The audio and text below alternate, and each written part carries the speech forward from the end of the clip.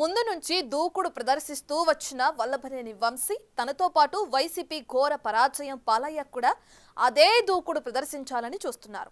ఓట్ల కౌంటింగ్ రోజునే గన్నవరం నుంచి బిచానా ఎత్తేసిన ఆయన తిరిగి గన్నవరం వస్తా సత్తా చాటుతా అన్నట్లు మాట్లాడుతుండడం కూటమి శ్రేణులకు మింగుడు పడడం లేదు. వంశీ అరెస్టు తర్వాత ఆయన అరాచకాలు గుర్తు చేసుకుంటున్న కూటమి వర్గాలు ఇంతకాలం తమ నేతలిచ్చిన అలుసు కారణంగానే ఆయన ఇష్టానుసారంగా వ్యవహరించారని ఆగ్రహం వ్యక్తం చేస్తున్నారు. ఎన్నికలకు ముందు టీడీపీ కార్యాలయంపై వంశీ నేతృత్వంలోని పలువురు వైసీపీ కార్యకర్తలు దాడి చేశారని, ఫర్నిచర్ ధ్వంసం చేశారని అభియోగాలున్నాయి. ఆ దాడి కేసులో వల్లభనేని వంశీ సహా మొత్తం 88 మందిపై పోలీసులు కేసు పెట్టారు. వంశీ 71వ నిందితుడిగా ఉన్నారు. దానికి సంబంధించిన ఆధారాలు ఉన్నా ఇప్పటి వరకు చర్యలు తీసుకోకపోగా ఏకంగా ఫిర్యాదుదారుణ్ణి వంశీ బెదిరించి కిడ్నాప్ చేయించిన ఘటన అందరినీ ఆశ్చర్యపరుస్తోంది. పార్టీ కార్యాలయంపై జరిగిన దాడి కేసును స్థానిక ఎమ్మెల్యే యార్లగడ్డ వెంకట్రావు లైట్గా తీసుకోవడం, ఇక వంశీ పనైపోయింది, మనల్నేం చేయలేడని క్యాజువల్ గా భావించడం వల్లే వంశీ తిరిగి చక్రం తిప్పాలని చూశారన్న అభిప్రాయం వ్యక్తమవుతుంది. కోర్టుకి వేసిన తర్వాత కూడా మొన్న ఈ మధ్య ఒక ప్రెస్ మీట్ చూశాను. నేనేమన్నా భయపడతానా, కోర్టులకి పరువు నష్టాలకు భయపడతానా అని మళ్ళీ మాట్లాడుతూ ఉన్నాడు. అది మళ్ళీ సెకండ్ కేసు. ఏదైనా చట్టపరంగా ఖచ్చితంగా చర్యలు ఉంటాయి. 4 రోజులు లేట్ అవ్వచ్చు, కానీ దీని నుంచి తప్పించుకోలేదు. అంటే ప్రతిదానికి ఒక మార్గం ఉంటుంది కదా, మీకు తర్వాత తెలుస్తుంది, కోర్టుకు వచ్చినా తెలుస్తుంది. అందుకే రప్పిస్తాను కదా, ఇప్పుడు లేదు గ్రౌండ్ కావాలి కదా, రప్పిస్తాం. గన్నవరం రప్పించినాక తెలుసు.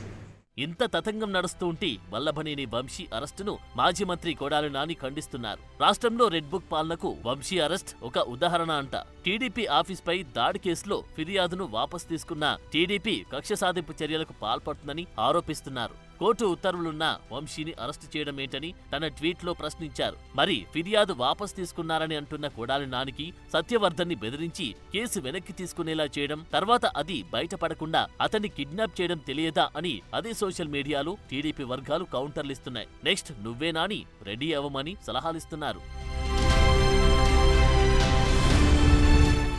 వంశీ ఎపిసోడ్కి సంబంధించి ఆయన అరెస్టు తర్వాత టీడీపీ ముఖ్య నేతలు మాట్లాడుతున్న మాటలు పార్టీ వారిని ఆశ్చర్యపరుస్తున్నాయట. వల్లభనేని వంశీ అరెస్టుపై మంత్రి అచ్చెన్నాయుడు స్పందించారు. పార్టీ ఆఫీస్పై దాడికి సంబంధించి అన్ని ఆధారాలు ఉన్నాయంటున్న ఆయన కేసు పెట్టిన వ్యక్తి దాన్ని ఉపసంహరించుకోవడంతో ఆశ్చర్యపోయారంట.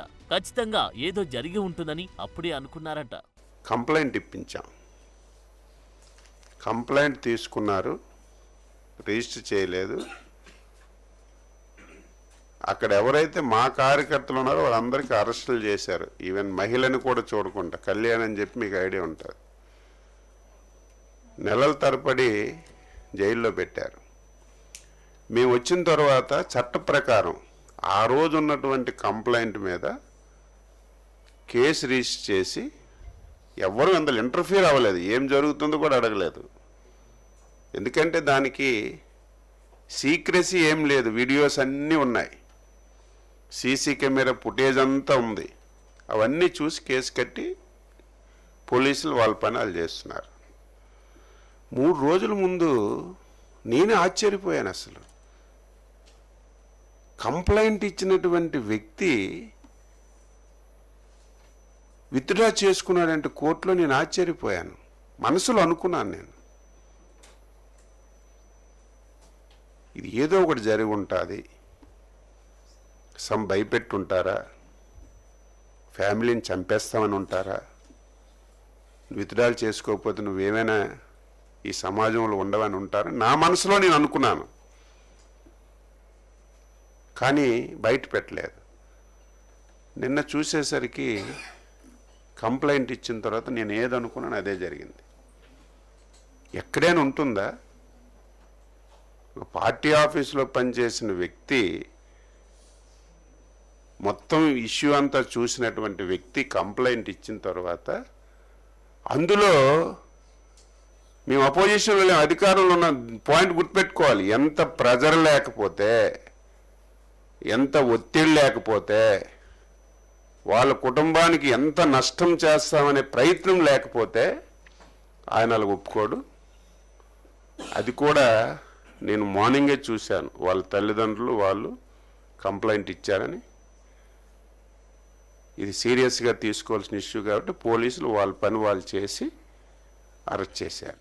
ఏదైతేనేం ఎట్టకేలకు వంశీ అరెస్ట్ అయ్యారు. ఇంకా వైసీపీలో వివిధ కేసుల్లో నిందితులుగా ఉన్న నాయకులు చాలా మందే ఉన్నారు. వంశీ కిడ్నాప్ పర్వం తెలిసి ఉలిక్కి పడుతున్న తెలుగు తమ్ముళ్లు మిగిలిన వారిపై అయినా వెంటనే చర్యలు తీసుకోవాలని డిమాండ్ చేస్తున్నారు.